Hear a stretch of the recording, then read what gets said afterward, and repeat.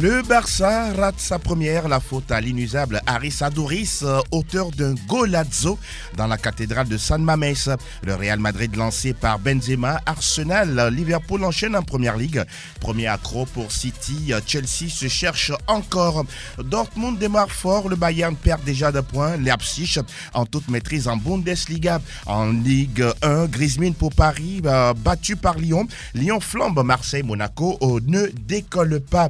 Nous faisons le point des résultats des majors dans la première partie. La deuxième vous est dévolue, chers auditeurs. C'est la libre antenne. Vous donnez vos avis sur l'actualité de vos clubs en passant par les 92 03 60 31 97 24 26 26.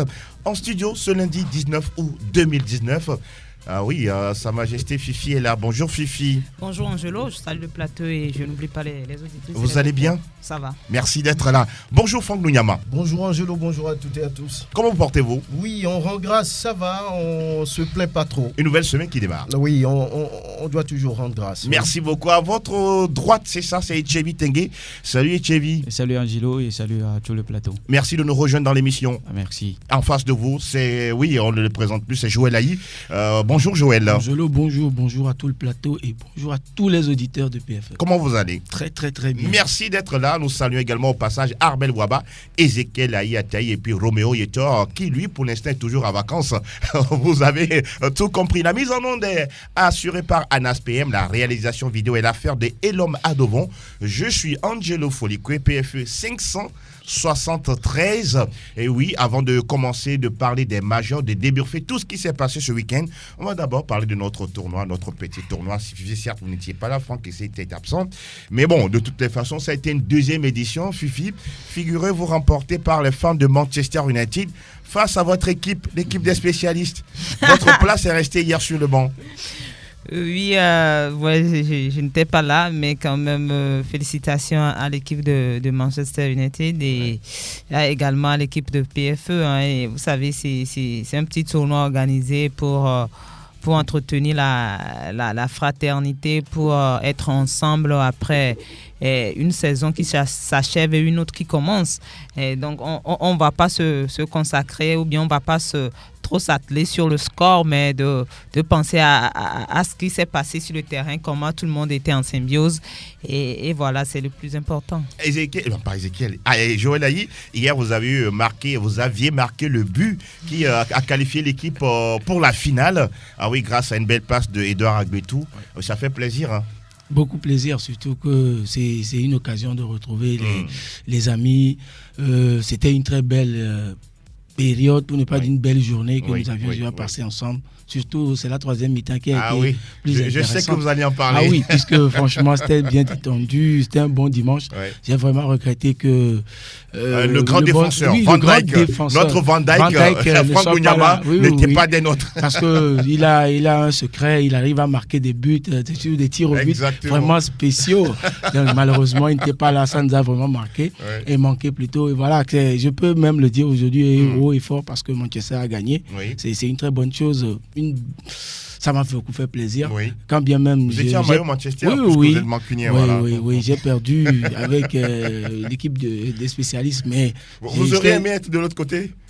D'abord, j'avais voulu même jouer dans l'équipe, mais c'est parce qu'on m'a demandé de rester ici que je suis resté. On a perdu, mais Manchester a gagné, donc c'est la bonne nouvelle. C'est vrai que l'équipe n'était pas au complet, mais on a quand même passé une belle journée. Et franchement, merci pour l'organisation et vivement qu'une nouvelle édition rapidement soit réitérée. Et puis voilà, donc on continue pas à faire de belles choses. En tout cas, on tient à remercier tous ceux qui étaient là hier. Au niveau de l'organisation, au niveau de la présence.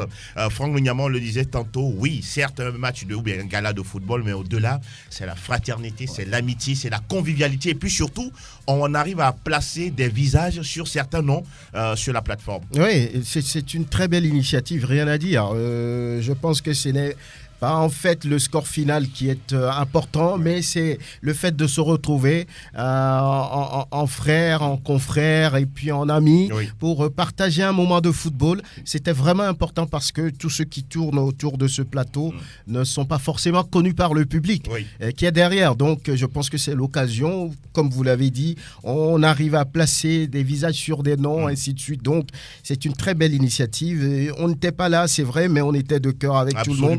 Donc vous nous avez manqué hier, parce qu'il y a certains dribbles que certains joueurs faisaient hier.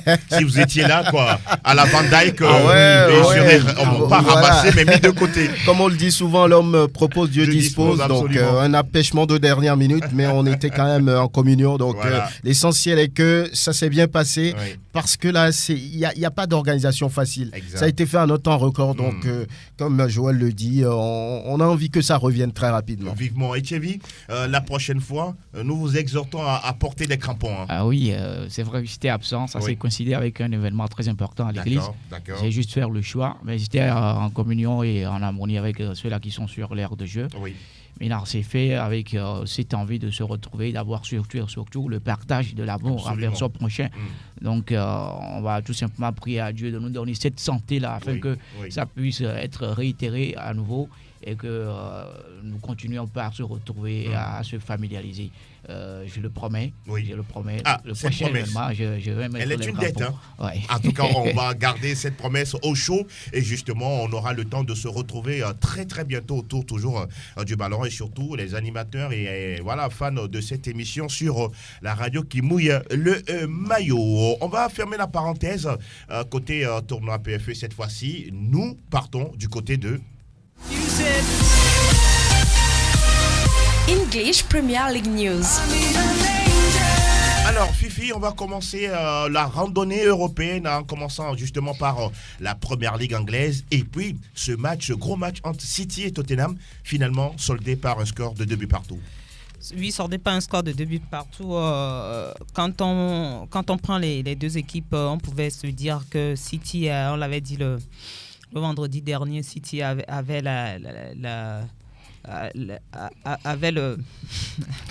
City avait la faveur des pronostics quand on voit sa saison dernière, quand on voit son début de saison. Mais attention, bien avant ce match, le coach de City même disait que Tottenham pour lui était une très grande équipe et que Tottenham pouvait jouer les premiers rôles également en Premier League. Et ça s'est senti sur le terrain où Tottenham a réussi quand même à tenir tête à cette équipe de City en faisant un match nul de 2 buts partout. Donc on peut dire que la saison est véritablement lancée à ce niveau-là. C'était un premier gros test pour City face à une équipe comme Tottenham. C'était un premier gros test parce que c'est l'un des prétendants au titre également, Tottenham, même s'ils ne le disent pas depuis 2 ou 3 saisons maintenant, quand on voit leur envie, d'aller très très loin, on comprend qu'ils veulent titiller, ils veulent déranger cette équipe de City ou bien ils veulent déranger tout simplement ceux qui veulent aussi prétendre à ce titre-là et ils l'ont monté encore une fois. Moi je dis, c'est compliqué pour les tenants de titre ce week-end-là. Les championnats sont lancés, ils sont lancés véritablement, ils sont attendus au tournoi, ils doivent maintenant prouver. Et Tottenham, c'est une belle opération pour cette équipe. Alors City, Franck Munyama, entre-temps, Gabriel Jesus a failli croire, a cru même que la victoire était au bout parce qu'il a marqué dans le temps additionnel, mais derrière, la fameuse VAR, oui, sauf Tottenham. Oui, la VAR sauf Tottenham. Vous savez que c'est cette année seulement que la Première Ligue va faire usage de la VAR pour prendre certaines décisions. Et les Anglais ont précisé que ça ne va pas changer l'intensité, l'ADN même du football anglais. Donc voilà, heureusement pour Tottenham, on a vu cette main de je pense que c'est Émeric Laporte. Oui, Laporte, le français, qui leur permet quand même de garder ce score de 2-2. Oui. Ça a été un match très intense. Absolument. Avec entre-temps l'ouverture du score par Sterling, après l'égalisation, après Agüero qui permet aux Citizens de prendre l'avantage et puis derrière cette égalisation de l'homme providentiel depuis quelques moments des Spurs. Lucas Moura, il ne meurt jamais. Donc voilà, et il a fait une très belle partie. Juste 25 secondes après son entrée, il permet aux Spurs d'égaliser. Donc ça a été un très très bon match. Et puis l'égalisation, la prise de l'avantage des Sky Blues et puis refusée, a permis quand même à juste titre, non? Oui, refusé, oui. On a vu la main de Laporte.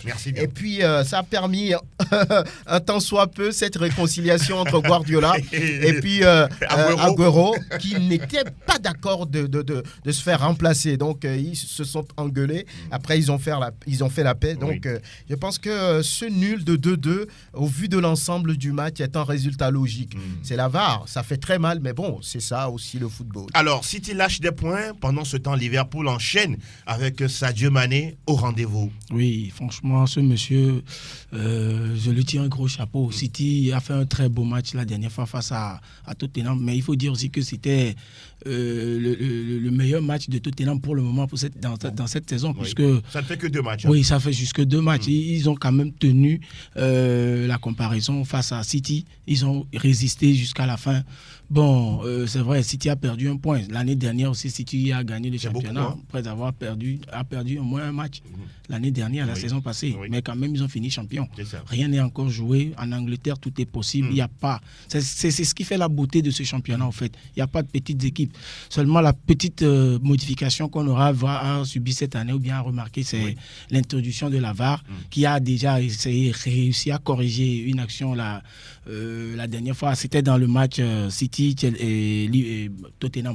Donc voilà, City a perdu 1 point et 2 points, mais au même moment Liverpool a commencé par grappiller des points comme ils l'ont déjà fait avec un certain Mané. Ils sont déjà en tête. En jambes. Ouais, ils ont toujours été ils ont été en tête aussi l'année dernière, mais à la fin tout le monde connaît le résultat final. Ils ont vraiment commencé de la belle des manières. Moi franchement, j'espère quand même qu'on en parlera. C'est la manière dont Mané est mis de côté dans les titres, les récompenses individuelles, c'est ce qui me plaît pas. Surtout que ce monsieur a porté ou continue pas à porter cette équipe de Liverpool et donne une belle image, une beauté au football africain.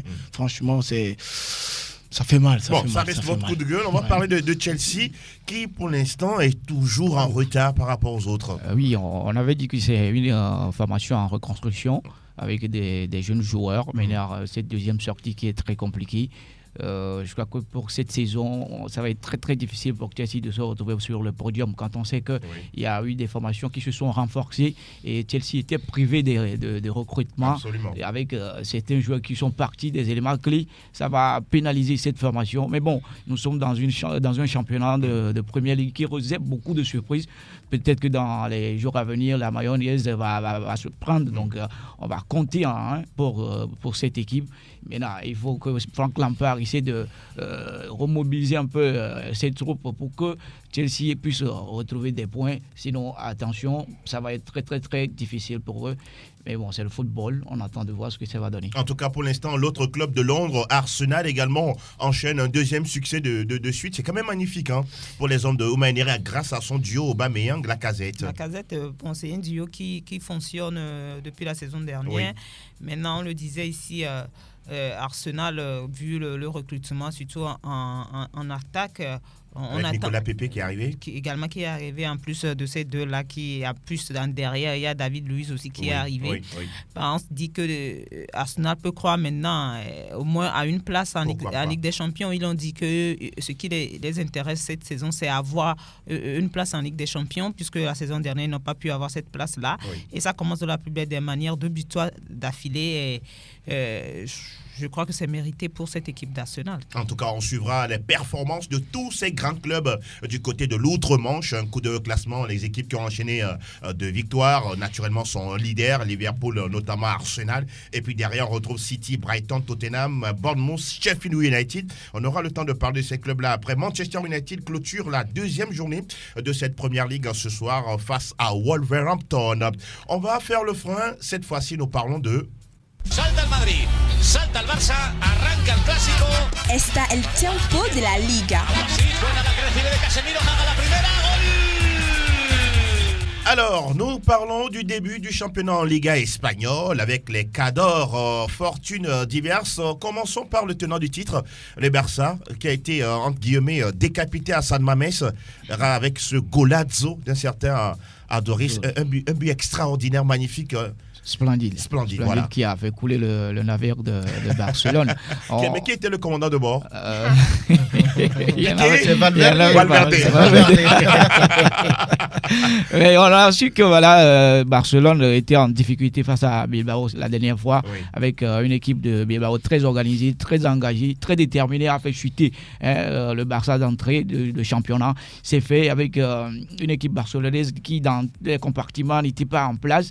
Mais là, ça a été un but inattendu de la part de cette défense de Barcelone, très splendide, très appréciée. Et maintenant, ça va encore faire sortir des polémiques. Exact. On attend de voir s'il y aura une réaction dans ce championnat. La moindre erreur sera très très fatale quand on sait que toutes les équipes vont quand même chercher le tableau.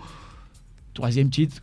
Pourquoi pas cette fois-ci passer à côté. Attention, il y a des équipes qui sont très très très engagées, qui sont déterminées à faire détrôner Barça cette saison. Franck, on le dit souvent, plus le vent il est vieux, il devient bon.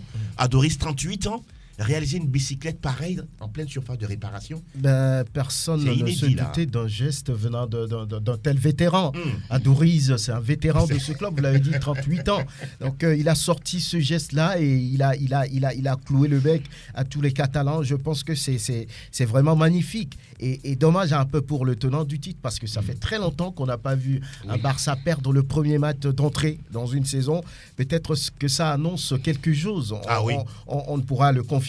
Ce n'est que le premier match de la saison. Exact. Et le Barça a quand même les moyens de revenir. Donc Bilbao, il faut le savoir, c'est une équipe très têtue. Absolument. Toujours déterminée. Les Basques ne se laissent jamais marcher sur les pieds. Donc voilà, ça a été une victoire méritée quand même, parce qu'ils l'ont cherché. Ils ont été agressifs, volontaires, déterminés dans toutes les actions. Et voilà, aujourd'hui, ils ont les 3 points. Ça commence bien pour eux. Et ça fait, on va dire, le premier coup de tonnerre de la Liga 2019-2020. Ah voilà que le mot, elle est bien trouvé. Le coup de tonnerre. Fifi, oui, peut-on s'attendre à une véritable Liga, tant que derrière, on voit le Real flambant neuf, on voit l'Atlético également qui s'est renforcé. On a vu le match hier face à Retafe.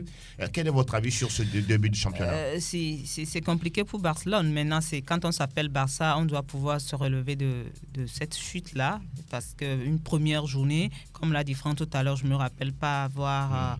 vu Barça perdre lors de la première journée. Maintenant, c'est le Barça quand même, avec des arrivées aussi, avec des joueurs de qualité qui l'ont monté par le passé. Et Messi qui n'était pas là, Suarez qui s'est blessé. Ce sont en tout cas des arguments,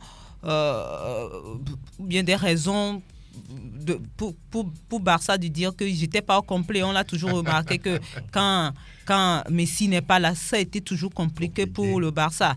Donc moi je me dis, rien n'est encore joué et les autres ont pris de l'avance de 3 points, mais rien n'est encore joué. Ce Barça-là est capable de revenir et de jouer encore les premiers rôles de ce championnat. Mais une chose est sûre, c'est que ce soit Atlético de Madrid, que ce soit le Real de Madrid, les deux vont vouloir jouer à fond cette Liga-là.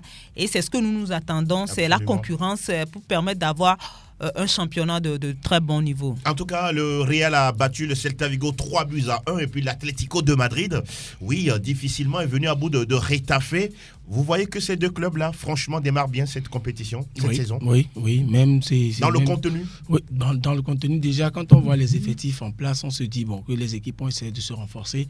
Ils veulent tenir tête au Barça, pourquoi pas le détrôner, parce que tout le monde a envie de gagner le championnat à la fin de la saison. C'est vrai qu'il faut bien commencer, comme Fifi vient de le souligner. Barça a mal commencé, ce qui n'est pas dans ses habitudes, parce qu'ils vont dire il n'était pas au complet. Et le Real a profité difficilement aussi, parce qu'il faut voir comment le Real a souffert dans le jeu. Dans le fond, franchement, moi j'ai vu le match, je me suis dit, avec cette allure... C'est pas encore ça. Non, c'est pas encore ça. Pas du tout, parce que connaissant bien Zidane et ce qu'il a déjà eu à réaliser, parce qu'il a pour objectif cette saison de gagner le championnat. Voilà, et en plus du championnat, les coupes nationales, c'est pas encore ça. L'Atlético de Madrid aussi a souffert devant Retafe hier, mais ils ont réussi. C'est ce qu'on appelle... Ils ont même raté un pénalty. C'est la chance. Et on dit souvent la chance accompagne les grands. On ne peut pas dire les travailleurs. C'est des gens qui... C'est des effectifs vraiment boostés. On voit ce que...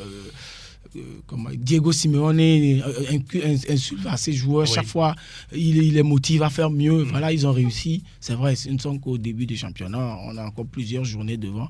On espère que ces équipes vont tenir la comparaison et finalement, à la fin, on aura franchement de bons jeux. Pour le moment, moi, j'attends les classicos, les matchs, les derbys espagnols pour vraiment juger le niveau de ces équipes. Pour le moment, ce n'est que le début. Et parlant d'Adouris, si vous me permettez une minute, ce monsieur de 38 ans qui a réalisé ce geste, ça prouve déjà, il y a un sujet aujourd'hui sur la table dans le championnat togolais, pour ne pas dire dans le football togolais, par rapport à l'âge des joueurs. Ce monsieur, à 108 ans, il réalise un truc pareil. Ça veut dire que le monsieur, il est juste à côté de son âge réel, s'il faut le dire dans une certaine mesure. C'est son réel âge. Et voilà, il a prouvé. Parce que nos joueurs de 38 ans aujourd'hui, qui ont 38 ans sur le papier, je ne vois pas un seul qui est capable de réaliser une action pareille. En tout cas, ça reste également votre avis. On va parler d'un autre club. On a parlé tout à l'heure de l'Atlético Madrid, mais c'était face à Retafe. Un derby, Jane Dacona, présent dans les duels hier, même si, oui, il y a eu ce petit revers de 1-0, mais cette équipe également est attendue cette saison. Oui, c'est une équipe qui a damé le pion à pas mal de formations. L'une des meilleures défenses de la saison dernière. L'une des meilleures défenses de la saison dernière, c'est pas rien, avec Jane à la baguette. Hier, ça a été un match très compliqué, un match démarré face à l'Atlético à domicile. Ça aurait été une bonne entame de championnat de la part de cette équipe suite à un match nul, pourquoi pas, mais ça a été une déroute. Maintenant, il faut relever la tête. Jane, pour lui, ça doit continuer dans la même lancée par rapport à la saison dernière. S'il veut bien sûr retrouver un club, il a failli retrouver un grand club cette année. C'est tout simplement une pièce maîtresse de cette défense de Retafe. C'est pour cela qu'on l'a gardé. Il faut continuer à garder la tête très très haute et jouer son football. Et je crois qu'à la fin de la saison, il va retrouver un grand club pour pouvoir faire ce plaisir-là au peuple togolais. Et puis également, bonne chance à Nabil Fekir qui a démarré mal avec son Betis Séville en championnat. Son Betis Séville, vraiment. On va rappeler les quelques résultats. Le FC Séville qui a battu l'Espagnol Barcelone 2-0. Justement, le Betis s'est incliné à domicile. 1-2 contre la Real Valladolid. FC Valence et la Real Sociedad font match nul 1 partout. Et puis, justement, le 4 partout assez intéressant entre Villarreal et Grenade. On marque 4 buts de chaque côté, mais il n'y a pas de vainqueur. Il n'y a pas de vainqueur, 8 buts en 90 minutes. Ça doit être un match intéressant à suivre. En tout cas, à la fin, il n'y a pas de vainqueur. Et voilà. Des fois, ça arrive. Ça arrive. Pourquoi pas. Il y a eu également des 5 partout dans l'histoire du football mondial. La deuxième journée, on aura un intéressant FC Barcelone, Betis Séville. Et puis le Real Madrid qui reçoit à la maison Valladolid. On aura tout le temps d'en parler vendredi dans l'émission Plateau Foot Europe. Ça a démarré également quelque part. On y va. Herzlich willkommen zum Bundesliga. Alles über Bundesliga. Alors, on en parlait tout à l'heure, les Cadors ont débuté timidement du côté de la Bundesliga. Le Bayern à l'Allianz Arena, accroché par Hertha Berlin. Ça fait quand même 8 ans que le Bayern n'a plus connu un tel début. Oui, le Bayern qui était attendu à l'Allianz Arena, à la maison, face à un club supposé à sa portée. Oui. Et finalement, c'est 2 partout. C'était face au Hertha. Donc voilà, c'est un résultat surprenant, mais on sait que le Bayern fonctionne toujours comme un moteur diesel, d'accord, et il commence timidement et après, à l'arrivée, ils sont toujours premiers. Donc à côté de ça, il y a le Borussia Dortmund qui n'a pas fait de cadeau à cette équipe d'Augsbourg, balayé 5-1 pour dire à ses adversaires, faites attention. Donc il y a toujours les grands de cette équipe, Paco Alcacer, Reus et puis Jadon Sancho. Qui ont marqué. Donc ça fait bien pour les jaunes et noirs de pouvoir entamer le championnat de cette façon. Et ils ont commencé d'ailleurs très très fort. D'autres résultats, Mönchengladbach qui n'a pu gagner à domicile face à Schalke, 0 partout. Werder a été puni à domicile par Düsseldorf. Ça, c'est une surprise. Oui, c'est une surprise. Mais ça reste peut-être un peu logique parce que lorsque vous voyez un peu la fin de Düsseldorf lors de la saison dernière, c'était une équipe qui était sur une dynamique de victoire. Alors qu'entre-temps, cette équipe a connu des problèmes, balayés, balbutiés de tous les côtés. Mais cette équipe revient pour dominer un Werder qui n'est plus ce Werder qu'on a connu il y a une quinzaine d'années. Wolfsburg a perdu a gagné, face à Cologne, l'un des promus d'ailleurs, Absolument. qui est un habitué de la Bundesliga, mais qui la saison dernière a été le premier dans la division inférieure, ce qui lui permet de revenir. Et ils ont perdu leur premier match 2-1 face à Wolfsburg. Leverkusen a dominé Paderborn, qui revient encore, l'autre promu, 3-2, mais ça n'a pas été facile pour le Bayer Leverkusen. Il faut dire que la première saison passée en Bundesliga pour Paderborn, c'était en 2014-2015. Donc ce n'est que la deuxième fois que cette équipe va s'essayer en Bundesliga. Fribourg et Mayence, Fribourg qui corrige Mayence 3-0.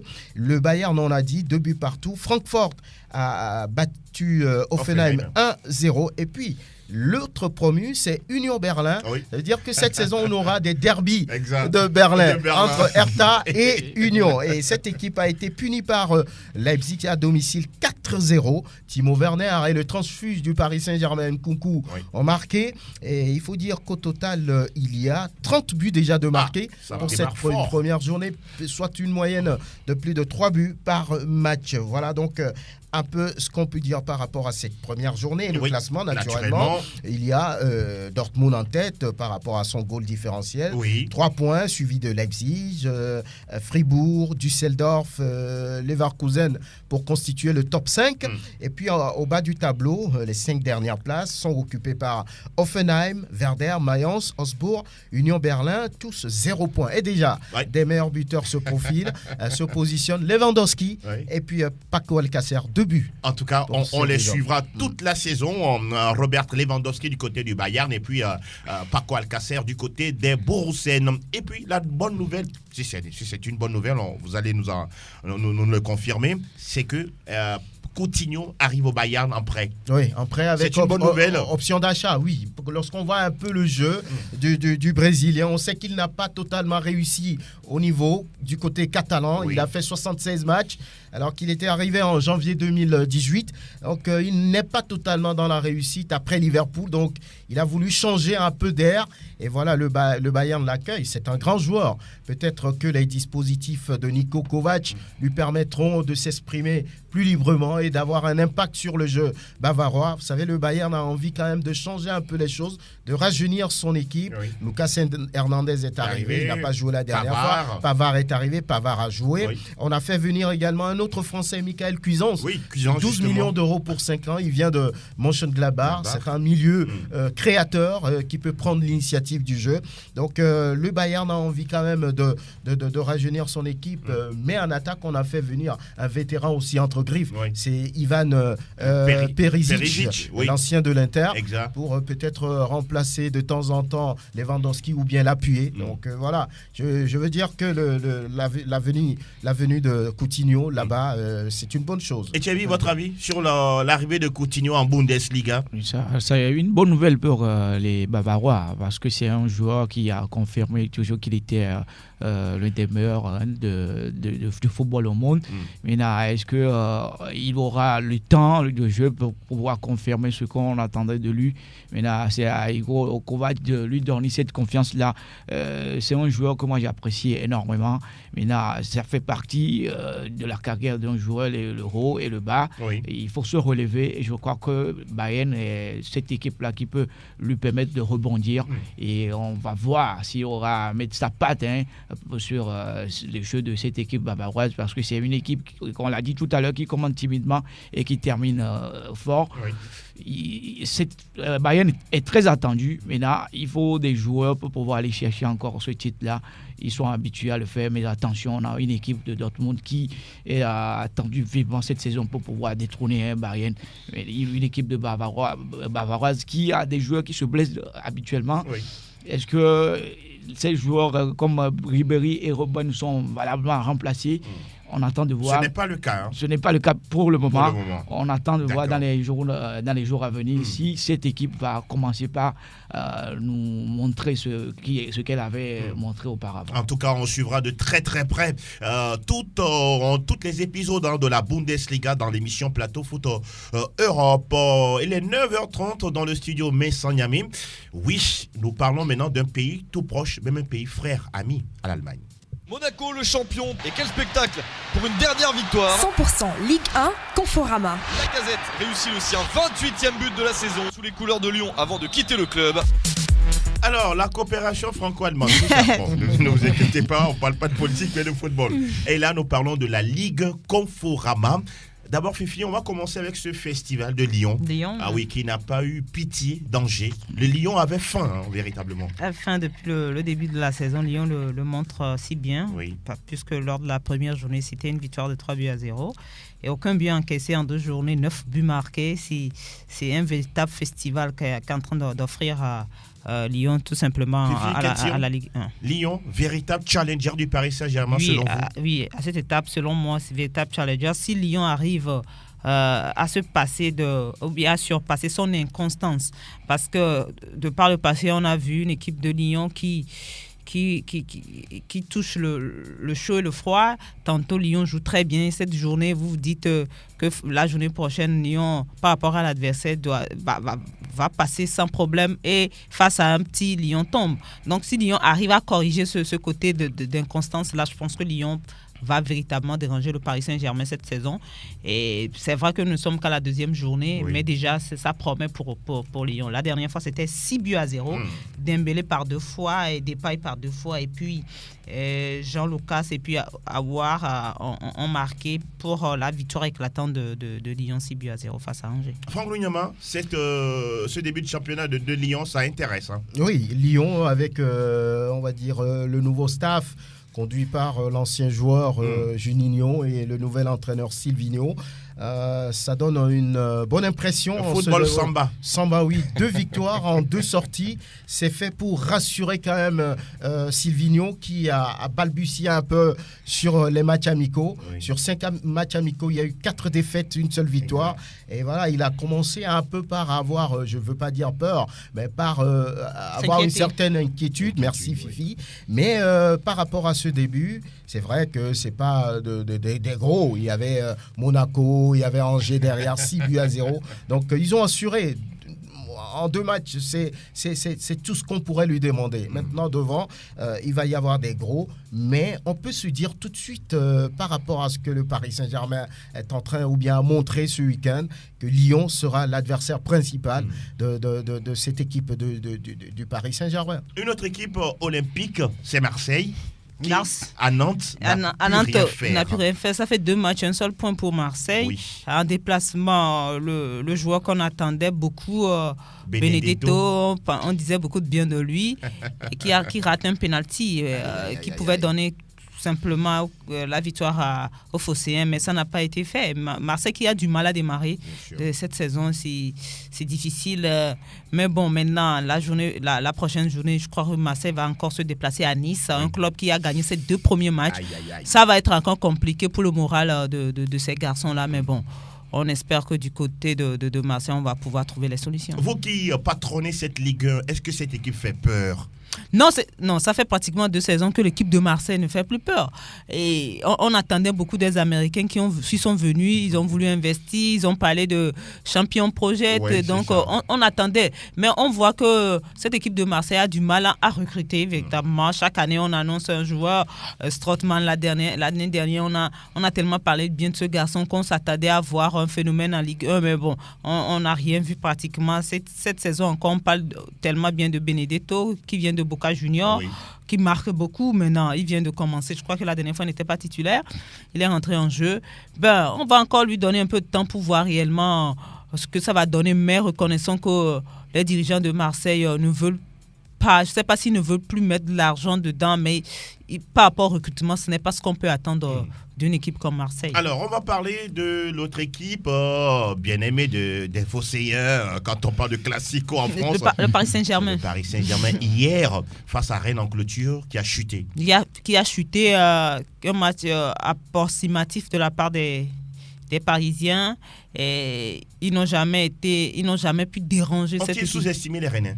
Je ne crois pas. C'est plutôt les Rennais qui se sont bien préparés. Dire que les Parisiens ont sous-estimé, ce serait une faute de leur part, parce que déjà en finale de de la Coupe de France, on a vu ce que Rennes a fait à Paris. Paris qui menait 2-0, qui s'est fait rattraper après, dans les tirs au but, est tombé. Même en Trophée des champions. Trophée des champions, si même Paris a gagné ici. Paris allait chercher sa victoire puisque Rennes menait à 1-0. Donc, je ne crois pas qu'ils aient sous-estimé cette équipe. Ils ont eu en face une très bonne concurrence, un très bon challenger.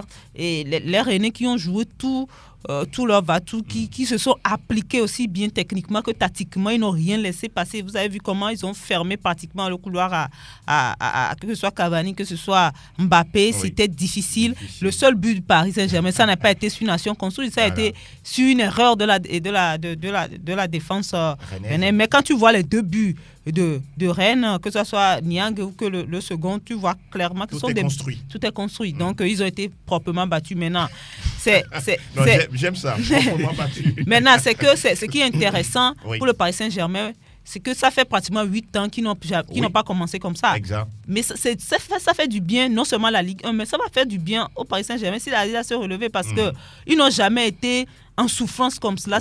C'est maintenant qu'on va véritablement voir leur mental. S'ils sont capables de se dépasser pour aller chercher maintenant ce trophée-là qui, avant, leur tendait grandement les bras, même en début de saison. Votre avis sur cette défaite du Paris Saint-Germain, doit-on s'inquiéter déjà pour cette équipe? Non, je ne pense pas. Seulement, sur ce match, on a remarqué que les Rennais ont réellement préparé ce match. Même ils l'ont dit, je crois c'est Grenier qui le disait. Clément Grenier qui le disait, voilà, en interview, il disait que voilà, ils sont sérieusement préparés, ils ont vraiment étudié le jeu de Paris Saint-Germain.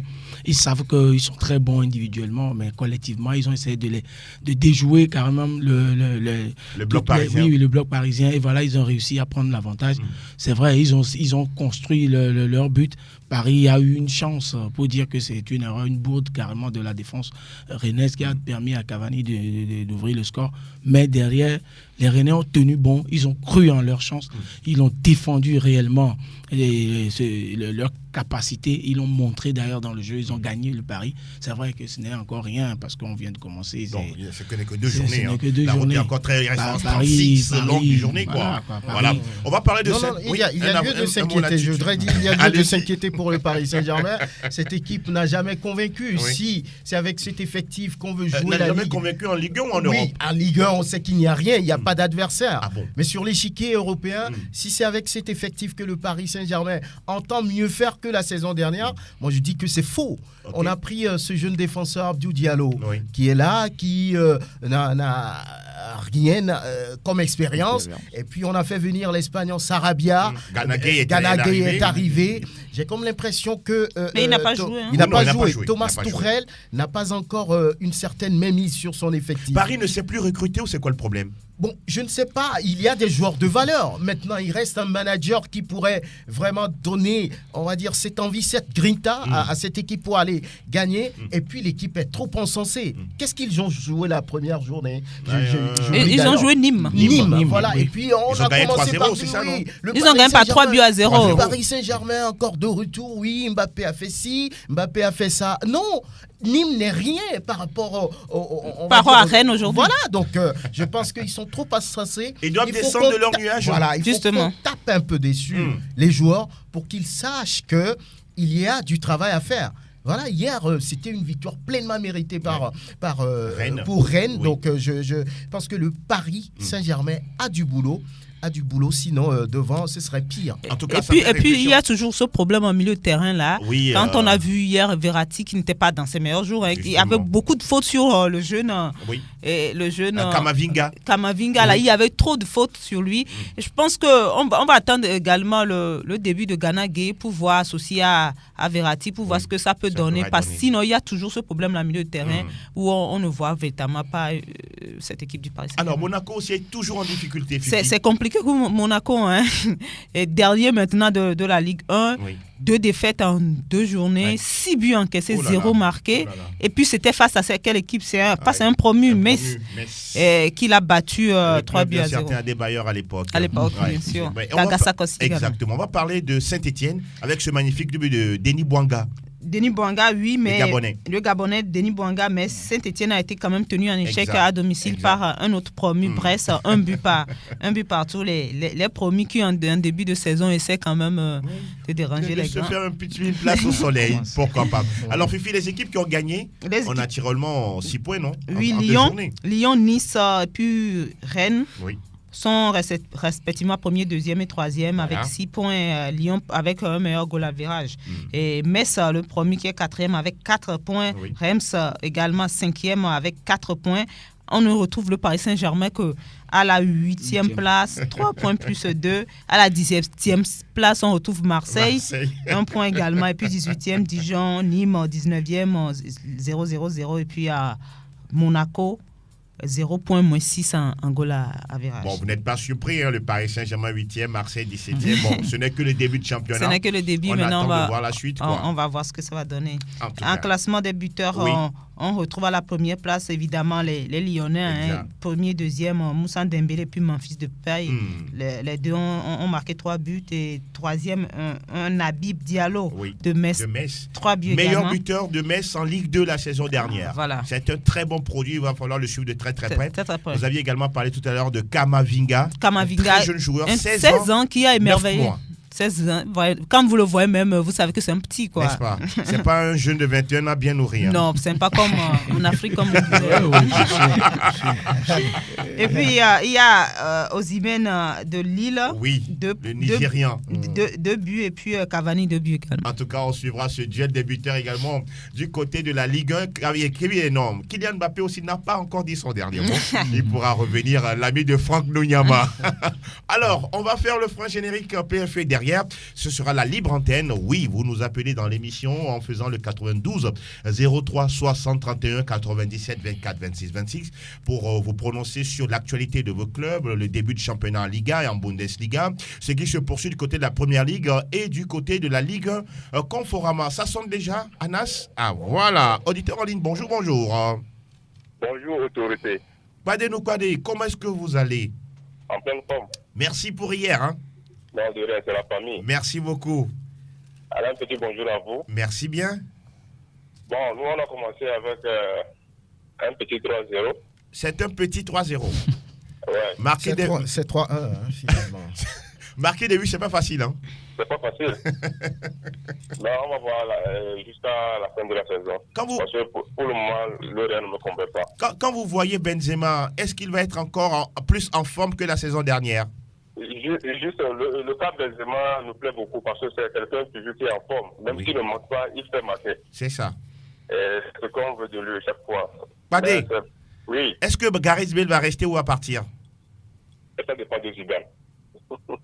Mais il a joué la dernière fois. Hein. Il a bien joué quand même. Bon, avec la blessure de certains joueurs, ça va lui permettre de jouer. Allez, bonne journée à vous. Merci beaucoup, Kwadé de nous avoir rejoints dans l'émission. Quelqu'un d'autre derrière vous. Bonjour, auditeur. Oui, c'est le voisin à côté. Ah, c'est le voisin. Bonjour, voisin. Bonjour tout le monde là. Ah, vous avez le sourire ce matin? Oh, il n'y a pas de souci. Je suis en plein forme, mon frère. Qu'est-ce qui explique votre défaite d'entrée? Non, c'est pour signaler aux gens qu'il n'y a pas de souci. On va gérer ça, mon frère. Non, mais vous avez des soucis. Non, on a des soucis, mais on va gérer ça. Mais Valverde qui demande à Griezmann de s'impliquer un peu plus. Qu'est-ce qu'on peut comprendre à travers ce message? Aïe, aïe, aïe. Il est là ou il est parti? Ah, il doit revenir parce que, oui, vous avez des soucis. Ça crépite du côté du téléphone, Anas, merci. Auditeur en ligne, bonjour. Alors, bonjour le plateau. Comment vous allez? Bonjour. Ça va bien. Et l'homme le bavarois? Gérardson. C'est Gérardson? Pardon? Oui, présentez-vous s'il vous plaît. Ok. C'est alors le bavarois. Oui, comment ça va?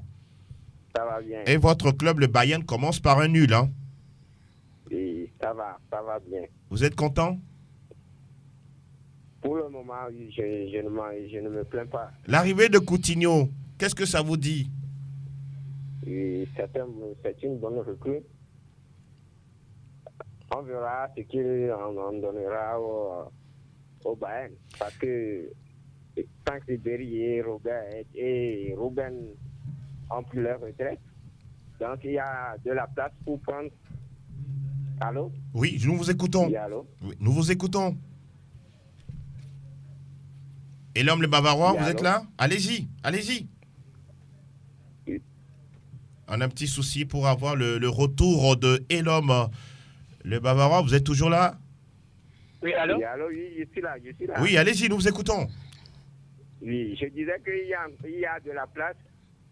Après le départ de Francis Berry et de Darial Rouben. Oui. Donc, j'espère qu'il va prendre sa place. D'accord, c'est bien noté. Merci beaucoup, Elom.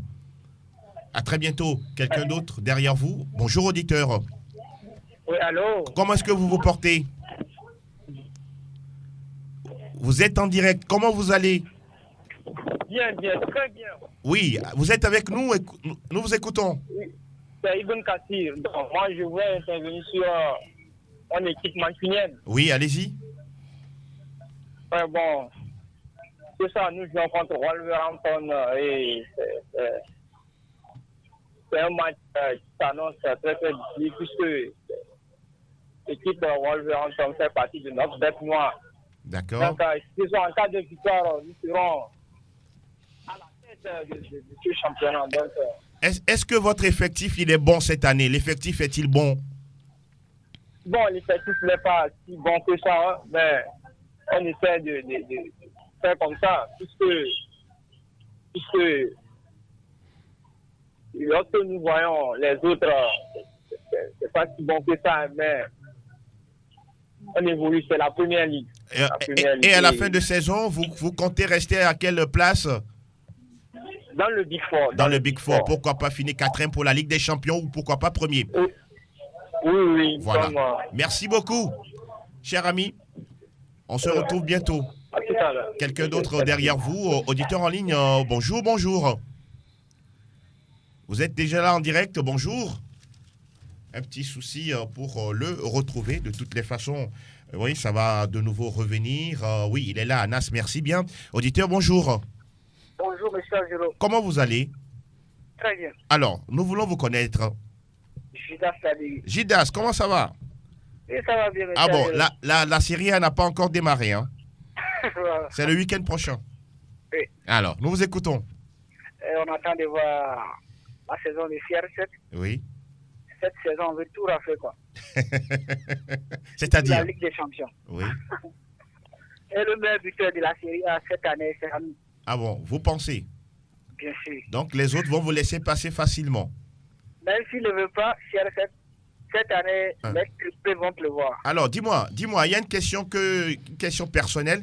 Est-ce qu'il mérite d'être dans le trio de l'UEFA, Cristiano Ronaldo? L'UEFA, cette saison-là, voir le parcours de Cristiano Ronaldo, non. D'accord. Au moins, Sadio Mané serait là. N'est-ce pas? Oui. Merci pour ta franchise, Gildas. Et du côté de la merengue. Oui, le Real Madrid. Ça va aller, mais je vois que Zidane va quitter bientôt le bateau. Il va quitter? Oui. Il va pas rester jusqu'à la fin de la saison? Non. Oh là là. Oh là là. Il a quand même gagné son premier match. Il a gagné son premier match quand même.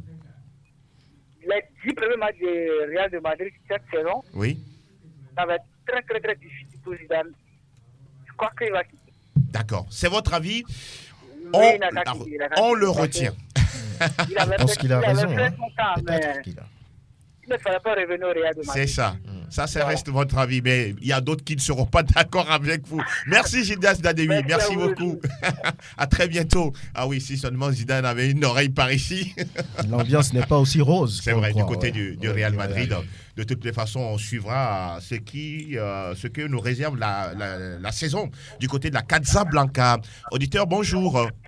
Bonjour, Angelo. Comment vous allez? Bien. Alors, nous vous écoutons.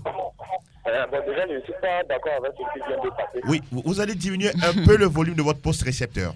Ok, c'est bon. Allez-y, on va voir. Ce qui vient de passer, je ne suis pas d'accord avec lui. Mais c'est son avis. Bon, c'est son avis quand même. Merci. Alors, donnez votre avis. Pour moi, hier, la dernière fois que j'ai vu un peu serein. Oui. Un peu serein. Et j'imagine que ça va aller par la suite. D'accord. Je suis très bien. Même après le carton rouge, il n'a même pas paniqué. C'est ce Real qu'on a vécu en 2014, 15, 16, 17. D'accord. Un Real qui ne panique jamais, qui a suivi les fanfares, qui a suivi la tête. L'arrivée de Eden Hazard, comment vous la voyez? Moi, Eden Hazard, c'est un joueur que je n'aime pas trop particulièrement. Ah. Parce que je le vois un peu plus cette dernière temps. Je sais qu'il est bon techniquement, mais je ne le vois pas bien nous faire dire ce que Cristiano nous a laissé. Vous ne pensez pas qu'il pourrait apporter quelque chose de mieux au Real? Il peut apporter, même moi, je choisirais Coutinho mieux que Hazard. Coutinho? Oui. Ah, d'accord. C'est pourquoi on peut faire son frère au Bayern. Je suis très ravi pour le Bayern. Il va beaucoup apporter pour eux. D'accord. Merci beaucoup. Rappelez-nous le nom, s'il vous plaît. L'abbé. L'abbé. Ah oui, l'abbé de Cotonou, c'est ça? Non, de Sogo-Sito. De Sogo-Sito, ah d'accord. Merci bien, l'abbé. Et nous faisons un coucou à tous ceux qui sont du côté de Sogo-Sito. Anas, y a-t-il quelqu'un d'autre? On va prendre le dernier, après on fait le tour de table pour clôturer l'émission. Oui, il est là. Auditeur, bonjour. Oui, bonjour mon frère Angelo. Comment est-ce que vous vous portez? Grâce à Dieu, chez vous. Ça va, nous allons tous bien en studio. La semaine démarre bien, j'espère. C'est Dodi le Mancunien. Dodi le Mancunien. Alors, Manchester joue ce soir? C'est l'équipe de Wolverhampton, là. Il nous a donné beaucoup de difficultés la saison passée. Donc c'est une équipe à prendre sérieuse. C'est ça. Oui, il nous a éliminés en coupe et dans le championnat aussi, il nous a fait perdre les points. Donc c'est à prendre au sérieux. Donc concernant le trio de l'UEFA, oui. Et on ne voit même pas, Mané ou bien Salah dedans. Je me demande, le football africain a quelle importance devant les Européens? Vous n'êtes pas d'accord? Non, je ne suis pas d'accord. Je ne suis pas d'accord. Qu'est-ce qu'on a vu s'il a fait de cette saison? Cristiano a fait cette saison. Au moins, Van Dijk, on peut comprendre Van Dijk, mais si Cristiano, qu'est-ce qu'ils ont fait? Dodi, à ce niveau, il y a un panel de votants, il y a 80 sélectionneurs, en plus de 55 journalistes. Vous pensez qu'ils ne sont pas objectifs? Oui, ça veut dire que notre football africain a un problème. On ne donne pas l'importance à notre football africain. Donc, il va falloir à nos dirigeants africains de prendre conscience sérieusement et parler entre eux pour que on donne l'importance à notre football. Déjà que Georges Weah a remporté, a pris le ballon d'or, plus jamais un Africain ne l'a même pas vu. En 2005, on a vu ce que Eto'o a fait, mais on ne l'a même pas donné un ballon d'or. Donc, on est en train de bafouer notre football au niveau de l'Europe.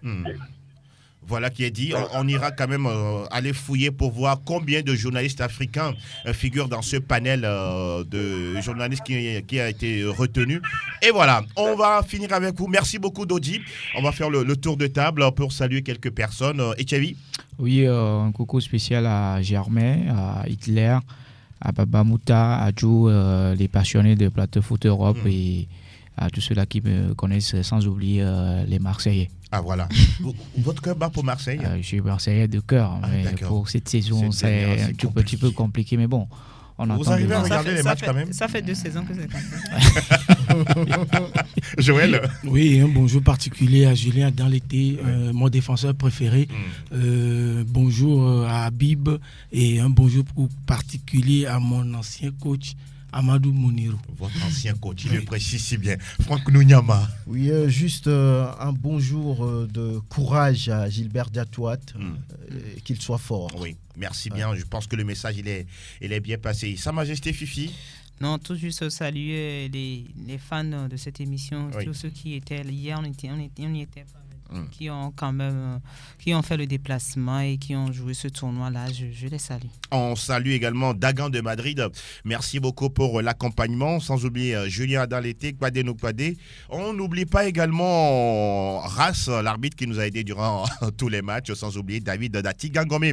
Messieurs, Benoît Nousoukwe, un coucou spécial également au président Kamal. Sans oublier voilà, tous ceux qui sont sur la plateforme, qui nous écoutent non seulement en bande FM, mais également sur la toile. Merci beaucoup de votre fidélité. Merci Franck Nounyama.